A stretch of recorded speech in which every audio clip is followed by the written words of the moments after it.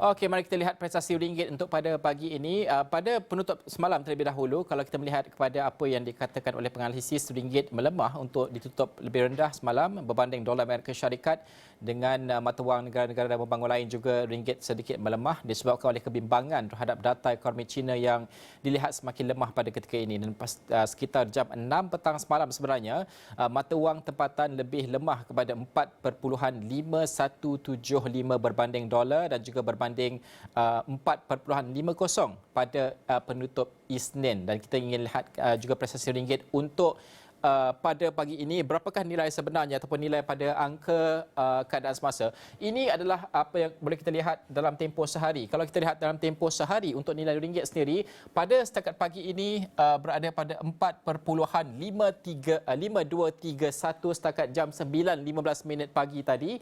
Dan juga sudah pasti kalau kita melihat kepada tempoh satu minggu untuk melihat kepada trend tersebut, ada sedikit pengukuhan dari segi nilai ringgit. Kalau kita melihat graf ini untuk pemahaman anda semua, semakin menurun graf ini bermakna ringgit kita semakin mengukuh. Kalau kita melihat pada awal minggu ini, ringgit berada pada sekitar 4.5588, itu pada 26 Julai 2023. Okey.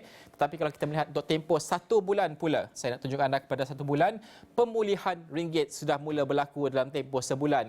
Berbanding pada tarikh sekitar, kalau kita lihat pada tempoh yang paling tinggi, iaitu pada 3 Julai 3 Julai 2023, berada pada nilai 4.6697. Kalau kita lihat setakat pada hari ini menurun kepada 4.523 setakat pagi ini. Ini trend penurunannya. Kalau kita lihat 6 bulan pun sudah pasti ia semakin sedikit memulih. Belum lagi pada paras yang kita saksikan pada awal 6 bulan yang lepas pada bulan Februari, iaitu pada Februari kita menyaksikan 4.3071 nilai ringgit, tetapi kini semakin pulih sedikitlah kepada 4.523 berbanding dengan nilai dolar Amerika. Setahun pula, kalau kita lihat setahun, masih lagi lebih kurang mendata, tapi belum lagi kepada paras yang kita pernah saksikan pemulihan pada tahun ataupun pada kedudukan pada ketika itu. Nilainya pada pagi ini adalah 4.52 berbanding dengan nilai dolar, tapi kalau setakat Februari lebih kurang ataupun pada nilai di sini Januari 2023, 4.2909 ringgit. Itu pengukuhan nilai ringgit pada tempoh ketika itu.